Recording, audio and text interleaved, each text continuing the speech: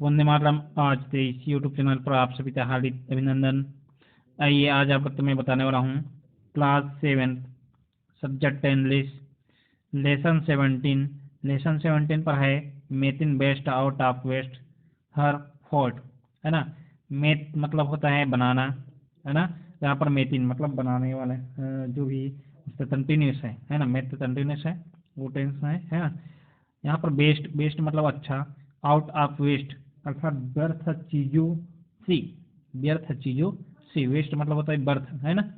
हर thought, हर मतलब उसकी, thought मतलब होता है कला या दक्षता, ठीक है। तो इस पाठ का समझ लीजिए शीर्षक कि इस पाठ में शीर्षक क्या है कि व्यर्थ चीजों से अच्छी चीजें बनाना, है ना। व्यर्थ चीजों से अच्छी चीजें बनाना उसकी कला या दक्षता, इस पाठ से शीर्षक है। इसके अंतर्गत आप लोग को मैं बताने वाला हूँ रीडिंग कंपेरिजन। रीडिंग कंपेरिजन अर्थात होता है बोध से प्रश्न, है ना। इसके अंतर्गत ए नंबर पर देखेंगे, ए नंबर पर है answer the flowing question. Answer the flowing question अर्थात होता है निम्नलिखित प्रश्नों के उत्तर दीजिए, ठीक है। निम्नलिखित प्रश्नों के उत्तर दीजिए, है ना। तो ध्यान से मेरे वीडियो को लास्ट तक देखते रहिए, जिससे आप लोग इस वीडियो का क्वेश्चन आंसर आसानी से समझ में आ जाएगा और आप लोग को परीक्षा में लिखने में किसी प्रकार से परेशानी नहीं होगी, ठीक है। पहला नंबर देख लेते हैं प्रश्न। पहला नंबर पर है who does her refer to in the report. Who does her refer to in the report. Hindi में समझ लेते हैं सूचना। यहाँ पर रिपोर्ट मतलब होता है सूचना, है ना। हु मतलब कौन, सूचना में उसकी किसके लिए है। हर, हर मतलब होता है उसकी अर्थात स्त्रीलिंग है यहाँ पर, है ना। संवाद में उसकी जो है किसके लिए है अर्थात किसके लिए प्रयोग किया गया है ना। तो इसका आंसर है, आंसर पर है in the report her refer to Rukmani Chaturvedi an artist. In the report, है ना। इस संवाद में हर मतलब उसकी, refer to Rukmani Chaturvedi on artist अर्थात उसकी जो है रुक्मणी चतुर्वेदी एक कलाकार के लिए प्रयोग किया गया या एक कलाकार के लिए है, ठीक है। ये तो हो गया पहला का आंसर। दूसरा नंबर प्रश्न पर चलते हैं। दूसरा नंबर प्रश्न पर है where has this report been taken from. Where अर्थात कहाँ, है ना। वेयर मतलब कहाँ, हैज दिस रिपोर्ट यह सूचना, बीन टेकन फ्रॉम यह सूचना कहाँ से ली गई है। यह सूचना कहाँ से ली गई है। आंसर पर है इसका this report has been taken from the newspaper the Hitavada, है ना। This report has been taken from the newspaper the Hitavada अर्थात यह जो है सूचना अर्थात अखबार, है ना, हितौदा से ली गई है। हितौदा से ली गई है। ये तो हो गया दूसरा का आंसर। तीसरा नंबर प्रश्न पर देखते हैं।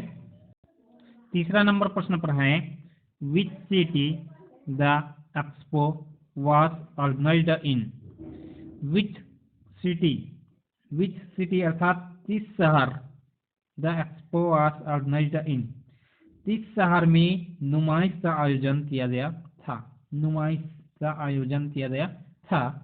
आंसर है इसका द एक्सपो वाज ऑर्गेनाइज्ड इन भिलाई, है ना।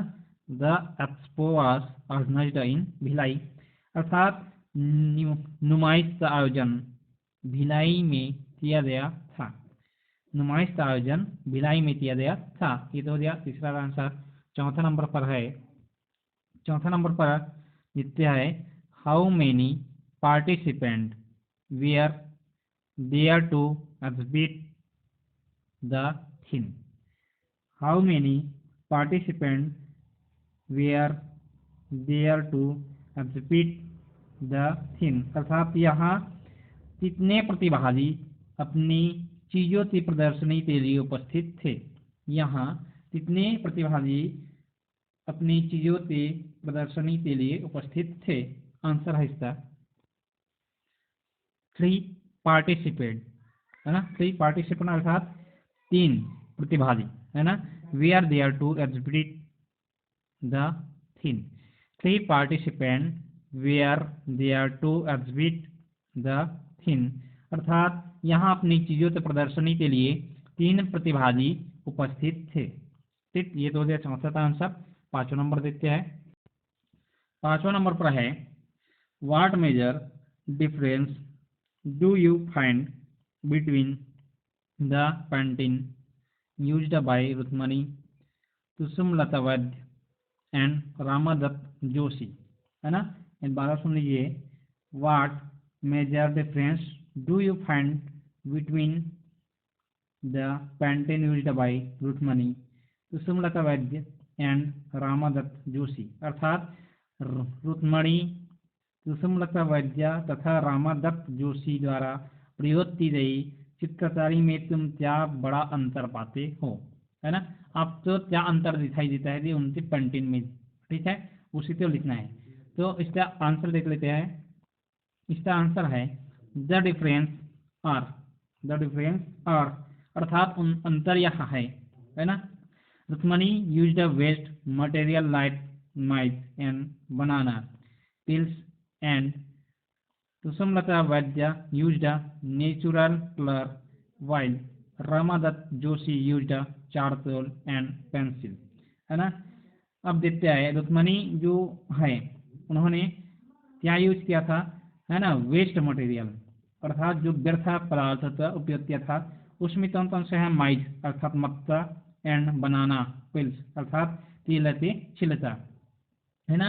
रुक्मणी चतुर्वेदी जो है मक्का तथा केले के छिलका इन दोनों से क्या बनाया था, पेंटिंग बनाया था, है ना।